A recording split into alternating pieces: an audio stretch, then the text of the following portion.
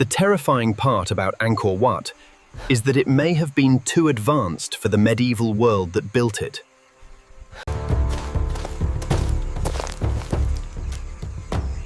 This wasn't just a temple.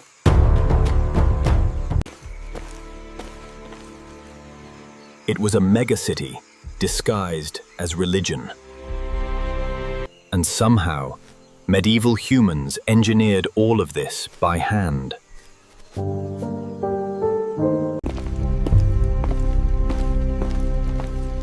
The scale feels psychologically wrong at first. Honestly, modern civilization should feel slightly embarrassed.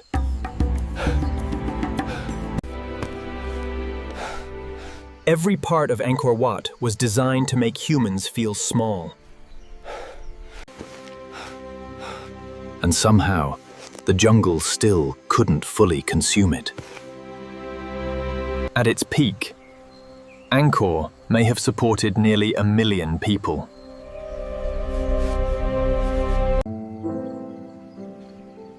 That made it one of the largest cities on Earth centuries ago.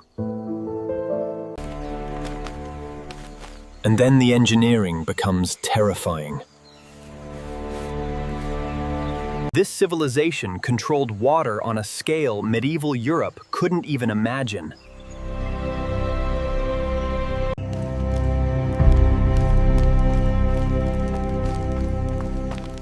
Angkor wasn't primitive.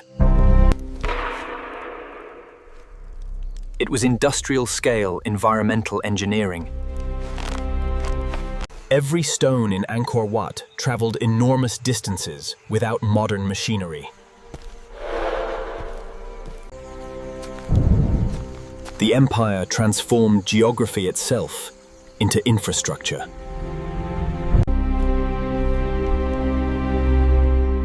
And then there's the art. Entire civilizations were recorded directly into stone memory. And somehow the artists worked without undo buttons.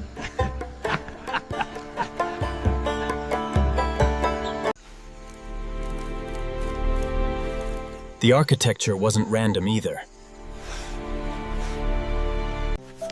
The temple was mathematically synchronized with the universe itself.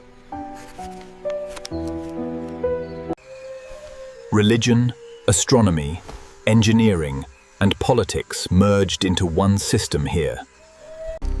And then nature slowly attacked the empire back. The jungle became both destroyer and preservation system.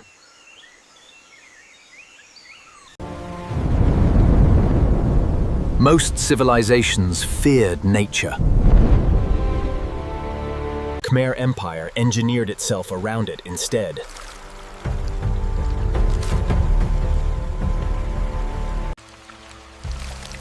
Some historians think Angkor's water system was centuries ahead of its time. Honestly, they might be right.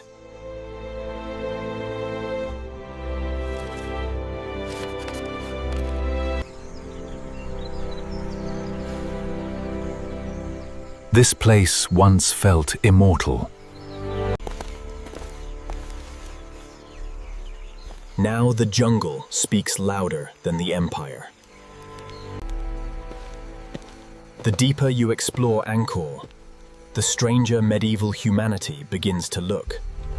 These structures survived centuries of war, monsoons, humidity, and jungle invasion. Meanwhile, Angkor Wat survived half a millennium of tropical chaos. The architecture constantly forces you upward psychologically. The empire designed spiritual experience through physical exhaustion.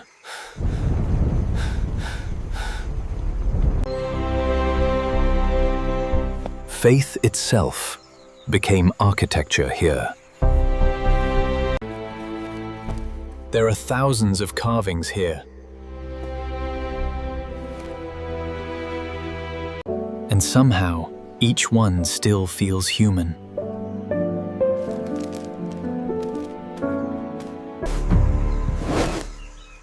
Nature keeps trying to reclaim Angkor slowly. And somehow the ruins became even more beautiful because of it.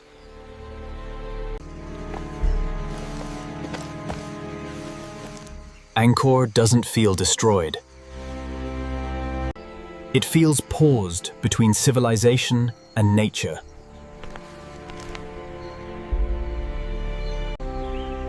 Entire human lives once moved rhythmically through these halls. Now only echoes remain. Even the lighting inside Angkor was engineered deliberately. The Empire literally designed sunlight into the architecture.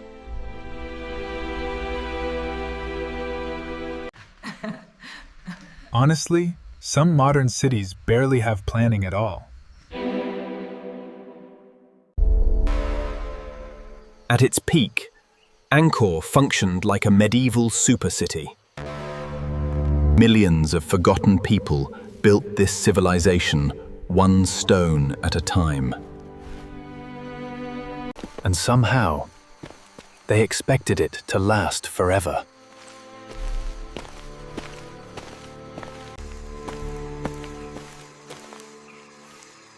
The roads connected more than buildings. They connected an entire civilization psychologically. Knowledge itself had architecture here.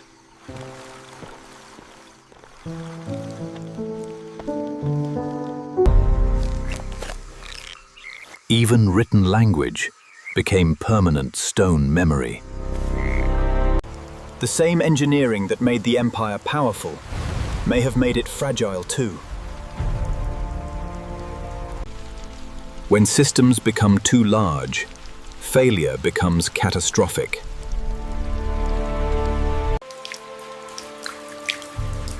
And suddenly, Angkor feels strangely modern. A civilization dependent on infrastructure, terrified of environmental instability. Empire engineered against chaos for centuries.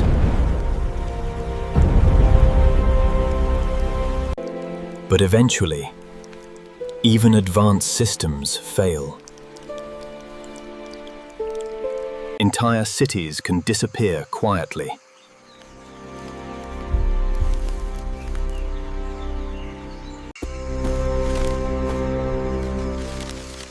Especially when nature has patience.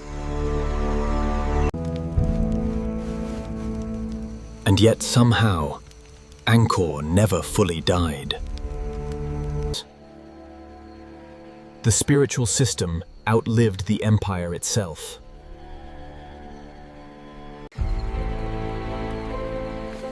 Very few places on Earth feel this psychologically ancient. The architecture almost feels aware of itself. At night, Angkor feels less like archaeology. And more like memory.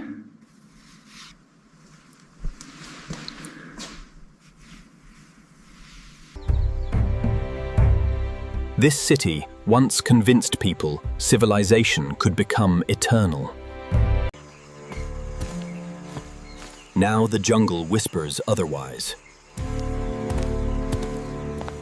Honestly, the Khmer Empire probably invented infrastructure anxiety.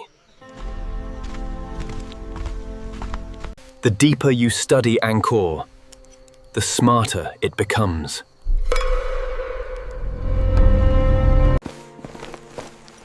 This wasn't random construction.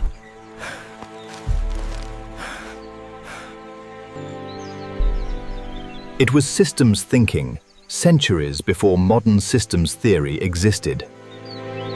And somehow, fragments still function today.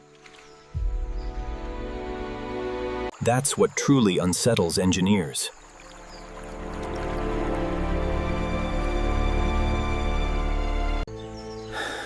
Not that Angkor existed.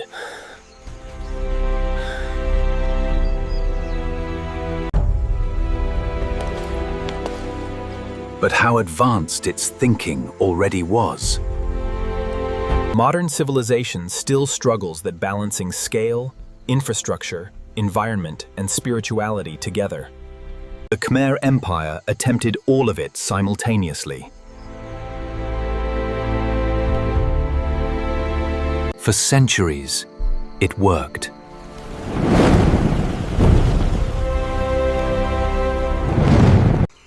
Until nature reminded humanity who truly owns the earth. And somehow, the ruins became more beautiful after collapse. Because now, Angkor carries both ambition and humility simultaneously. Very few human structures feel this emotionally intelligent. The architecture almost understands mortality.